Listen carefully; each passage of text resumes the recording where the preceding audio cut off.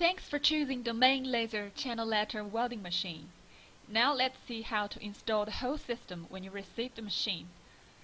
Step 1. Install laser chamber. Loosen the 4 screws on the top of laser chamber, just as our technician did. Embed the chamber into the slot and push it towards the table.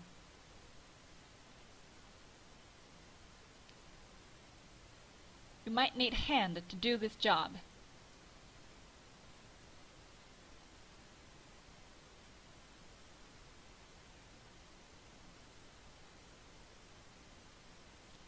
When you find the chamber in a suitable working position, tighten the 4 screws you just loosened.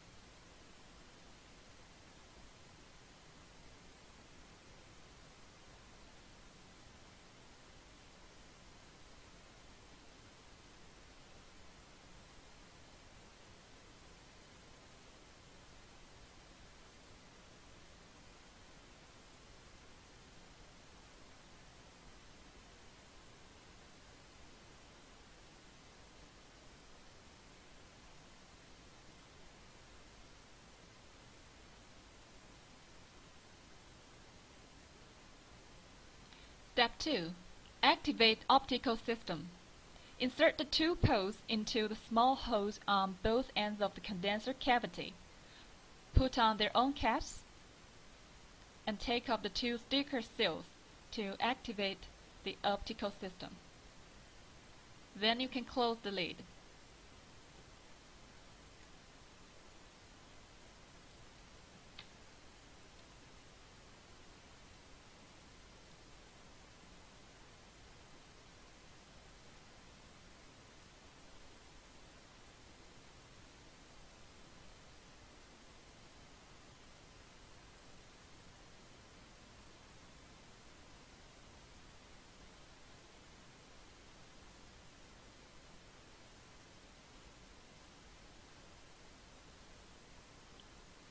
Step 3. Connect water chiller. There are 2 pipes coming out of the chamber. Just pick one of them randomly to connect with inlet of water chiller and the other with outlet. Then open the tank and fill 20 liters deionized water or drinking water into the chiller.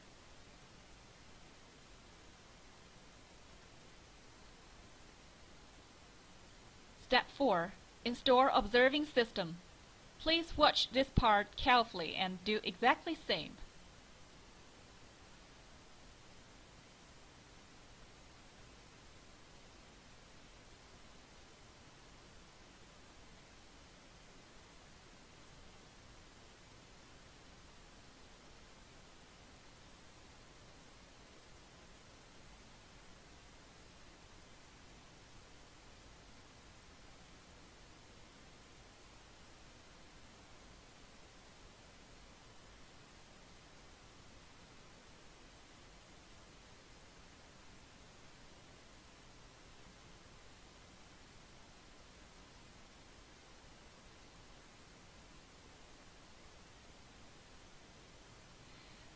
The observing system consists of LED lamps, monitor, and camera.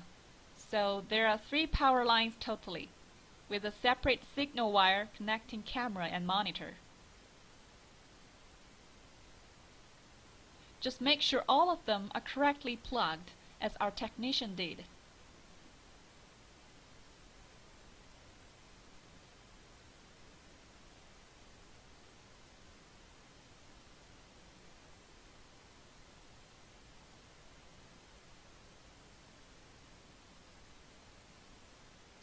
Step 5.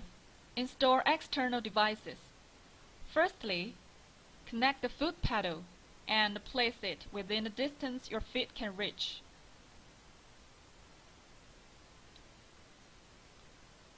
Then, connect the chiller alarm just in case the water is out of supply or overheat.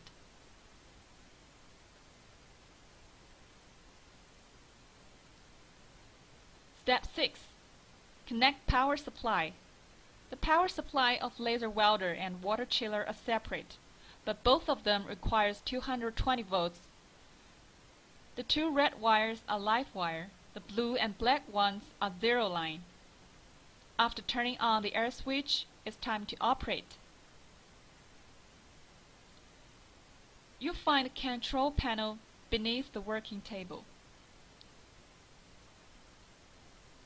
But first of all, you must turn on the chiller and let it run for at least 2 minutes until the water temperature dropped. Normally we set 25 Celsius degree as the target value. When time's up, you can start the laser machine by twisting the red emergency button and turning the K-switch. At the beginning, you'll find the dash cursor displays open, but when you press OK, it appears closed, which means the machine is ready now.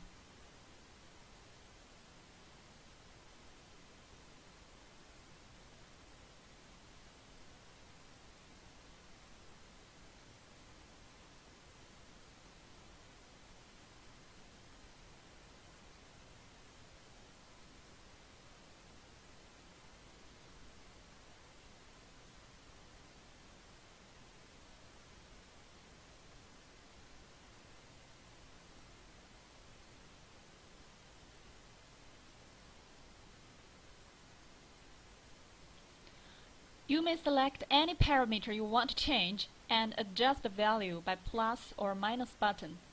For stainless steel, we need current around 80 and pulse width around 3. To do spot welding or before you are proficient enough to weld fast, you just need a low frequency like 5 Hz. When your skills get better, you can do continuous welding at 15 Hz or higher.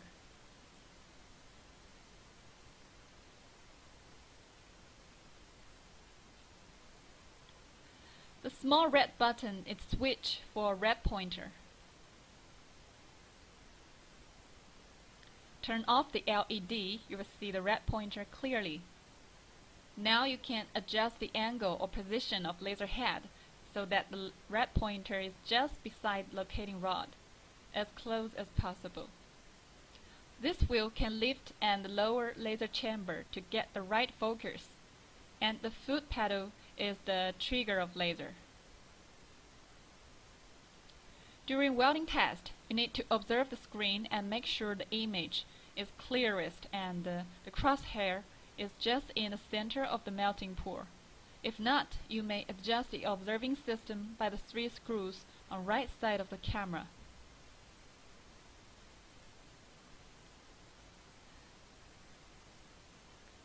Then try lifting and lowering the laser chamber until you see the flame brightest and hear the sound loudest. After all these procedures, the machine is 100% ready to use. Let's put the wall tape on faceplate. Make sure they are perfectly matched.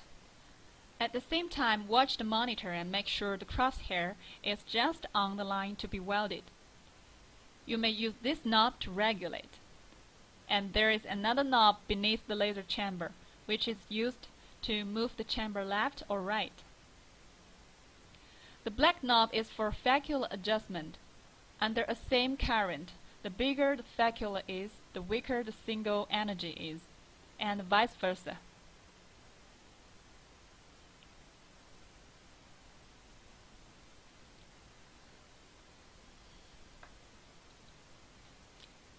For different materials, you should choose different parameters.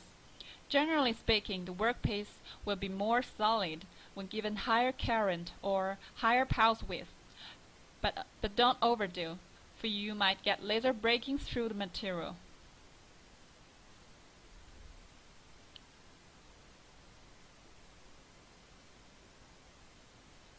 When you finish welding, firstly, make the dash cursor unclose and press OK. Secondly, turn K-switch back and push emergency stop. Then turn off the chiller and air switch. If you still have any question, please contact our service department. Thanks for watching.